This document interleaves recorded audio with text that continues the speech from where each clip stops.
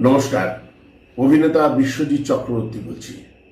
আগামী 18 জানুয়ারি 2026 কমরেড জ্যোতি বসুর স্মরণে কমরেড বিপ্লব দাসের নেতৃত্বে ব্যান্ডেলে একটি রক্তদান শিবির অনুষ্ঠিত হচ্ছে।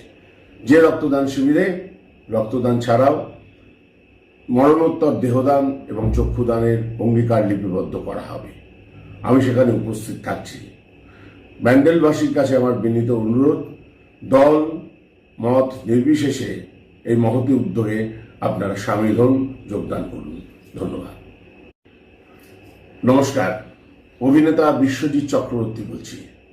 আগামী 18 জানুয়ারি 2026 কমরেড জ্যোতি বসুর স্মরণে কমরেড বিপ্লব দাসের নেতৃত্বে ব্যান্ডেলে একটি রক্তদান শিবির অনুষ্ঠিত হচ্ছে।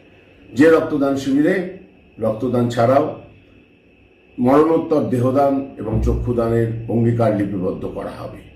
আমি সেখানে উপস্থিত থাকছি।